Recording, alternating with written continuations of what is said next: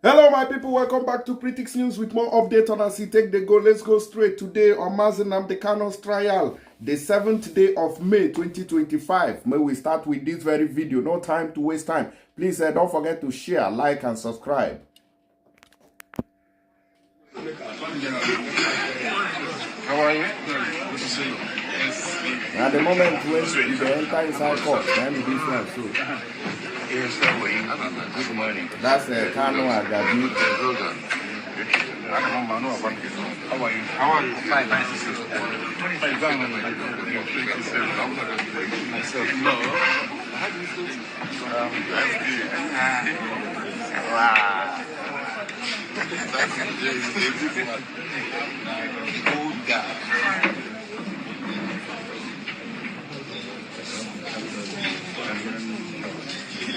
Probably see me very much happy. And I think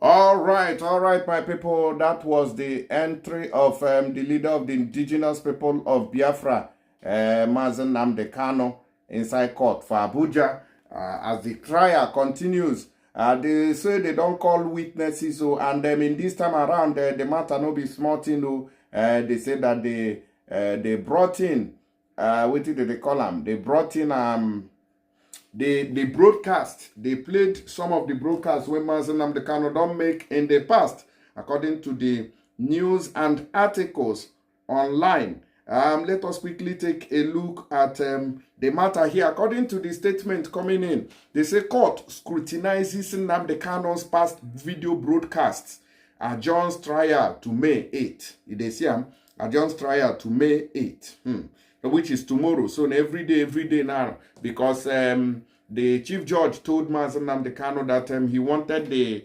trial to be accelerated, made them know they delay the matter again. Say it don't take a very long time when in the inside prison. Now make they judge the matter day after day to make sure say they finish the matter on time. According to the information we have here, they say the ongoing trial of the leader of the indigenous people of Biafra, Nnamdi Kanu, continued on Wednesday, May 7th, 2025 at the Federal High Court in Abuja. The trial was marked by intense scrutiny of Kanu's past broadcast and a series of dramatic exchanges between the prosecution and the defense. They say, which is the federal government prosecutors and then the people where they defend Mazi Nnamdi Kanu, which is the reason why he hired about 6 sons now. That is senior advocates of Nigeria in 6 numbers defending him. Confirming the Wednesday proceedings, Kanu's special counsel, Barrister Law Ejimako, earlier in a post on Twitter said the court has convened for today's hearing of the matter of Federal Republic of Nigeria versus Nnamdi Kanu. We are all here standing behind MNK. Sahara reporters gathered that the proceedings started with the prosecution tendering flash drives marked as exhibits containing a series of past audio and video broadcasts attributed to Kanu. The recordings, which were played in court, were said to have featured statements allegedly made by Kanu during periods of national unrest, including the 2020 NSAS protest and various security incidents in the southeast. Well, now be all these ones. So now they see where the federal government they bring their own upper court they come from. So this matter no be small matter. Make una they pray for the man, no, because with the way when this federal government they go, so it go tough. According to report in one of the broadcasts, Kanu was reportedly heard lamenting Fulani headers' attacks and accusing Nigerian governors of betraying the southeast region. Something that all of us don't see say, true, the southeast governors, they know they talk well, because we don't hear some time ago that the southern governors had a conference where they banned open grazing. But despite all this ban and all that, they are not being implemented, which is in one of the videos they played in court, where Mazi Nnamdi Kanu was lamenting that the Southeast governors are not doing well when it comes to this aspect of security. If you look at it today, you will see that in Enugu State, it is a no-go area. Our Igbo people are being attacked on daily basis by Fulani herders who bring in their cows, destroy their farms, and also by anybody who they see inside that farm. According to the information the court dropped, according to Sahara Reporter, he also reportedly made controversial remarks about prominent political figures, including Imo State Governor Hope Uzodinma and former Rivers State Governor Wike, now Minister of the Federal Capital Territory, FCT, in Abuja. The content of the broadcast reportedly ranged from calls for self-defense to direct criticisms of perceived government failures. It was gathered that a key point of contention was the interpretation of the broadcast, as while the prosecution argued that the statement incited violence and promoted secessionist agendas, Kanu's defense team, led by Chief Kanu Agabi-san, maintained that the broadcasts were political expressions protected under constitutional rights. The prosecution's witness under examination confirmed Kanu's identity in the videos and attempted to link the broadcast to violent incidents, including attacks on security facilities. However, when questioned on certain charges, the witness admitted being unaware that some of the said charges had been previously struck out by the court. A notable portion of today's hearing also centered around the 2017 proscription of IPOB, something that IPOB has come out to say that the way IPOB was proscribed was illegal because it did not pass through the right procedure that the Attorney General of the Federation during that time, which is Malami, say he follow backyard, go give Tinubu paper, go give Buhari paper, make a sign. He said that one, you know, follow. Say the way they take proscribe IPOB, say you know good that they should deproscribe IPOB. So, but you know that in that 2017, that was when Barrister Aloy Ejimaka, I think Barrister Ifeanyi Ejiofor, all of them were together on this very matter, going for this case. They couldn't, you know, hold that prescription as at that time. So the matter was still in court. Even at a point, Mazi Nnamdi Kanu's lawyer, which is Barrister Aloy Ejimaka, came out to say that anybody who says the proscribed indigenous people of Biafra, you know, would meet him in court. Something which was, you know, still staggering. So it was after the capture of Mazi Nnamdi Kanu, he never even tell, either towards the ending of 2024 or this 2025, now they can't confirm, Nigeria can't confirm that IPOB has been proscribed after the capture of Mazi Nnamdi Kanu in Kenya. So, but all these while, 2017, 18, 19, 20, 2020, yeah, 2021, all those times, it has been in court, been under dragging. But it was this recent, after a lot of things played out, that the Nigerian government came out in full, you know, to confirm that they have authoritatively, they have officially declared IPOB a terrorist group in Nigeria. And according to waiting at the here, they say that even if you go to the World Terror Index, that you also find IPOB in the list there. So I don't know. Let me see. World Terrorist Group Index.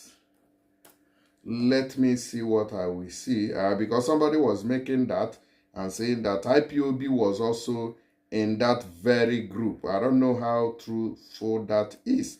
So, but before this one opens up, let me see. But before I look at that, let me finish up with Mazi Nnamdi Kanu.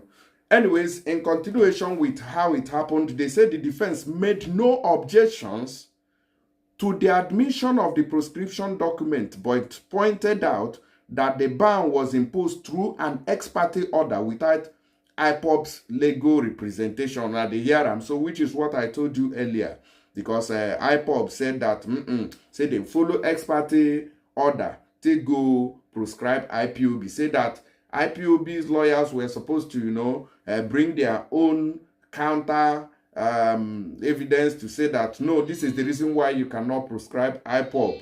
But the federal government, with its might, heap it on IPOB and say, yo, you have been prescribed and all that. Now, the court was also presented with a letter from the former Attorney General of the Federation directing Kanu's arrest, a document which the defense insisted was not initially served to them on ADCM. So this is another document too that they presented, which has not also been served. So every day the federal government, they bring new things. And when these things comes up, the defense, that is Mazi Nnamdi Kanu's lawyers, will also say, you guys didn't bring these things in the past. You need to give us a copy so that we can also study it. So go use backyard, take jail our client. They say, so tomorrow will be 8th day of May. They're also going to continue on this very trial. And let's see how it is going to be. Justice Omotosho had earlier insisted that all evidence must be duly served to the defense in the interest of fair hearing. The trial was adjourned to Thursday, May 8th for continuation of the examination of prosecution witnesses. You see, so probably tomorrow being the 8th day of what do you call it? Of May, we are going to see the we are going to see another witness who will, who will testify, okay, on that very matter as it be so. Now so the matter take be. So this one, when I say I find what terrorists in there, so I don't even see what I find there, but because I thought I heard somebody saying that IPOB is one of the, terrorist group. It has been, listed among terrorist groups. I was trying to find that to see how truthful that is, but I've not found any. I've not found. Maybe I'm using the wrong term on Google, because I'm not even seeing them how their position. Islamic, the Sahel, and all that, So, but all the same, let me know how you guys see this matter. Tomorrow, the trial will continue, and then from there, we're going to see how the whole thing is going to end up. I don't know whether after tomorrow, because the lawyer to Mazi Nnamdi Kanu made mention that, they are going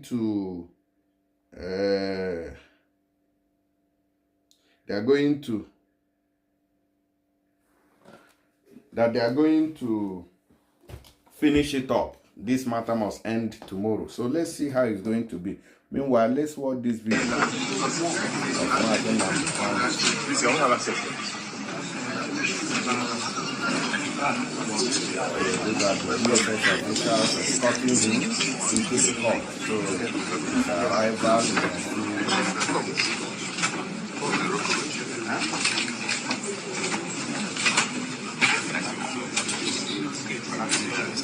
So these are the defense lawyers of Mazi Nnamdi Kanu, and we are saluting them. This one will resemble Yaya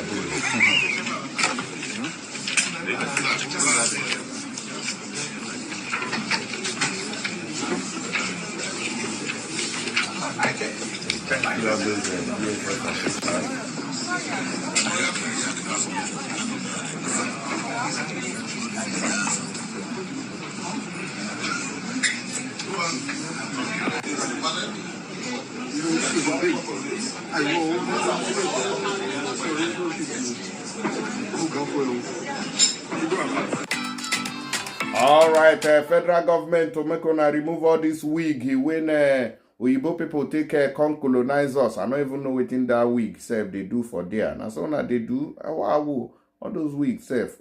Anyway, still they greet Igbo people, sha. Igbo bueno.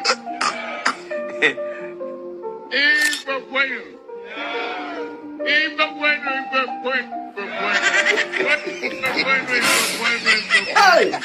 Tinubu, you no go finish us. You will pray no go back. No. Wahala too much for this country. Anyways, guys, please don't forget to use tap send with my promo code to send that money to your family and loved ones. With my promo code, those sending money from UK, come on, guys, you are getting £15 extra on top of that money. People sending from Europe, you are getting 15 euros. And the people sending in from Canada, you are getting $30. From USA, $30 and 75 AED for people in Dubai. What are you waiting for? Use my promo code. Type it in capital letters. Make you begin to enjoy. I'll see you now for the next video. Don't go nowhere. God bless you.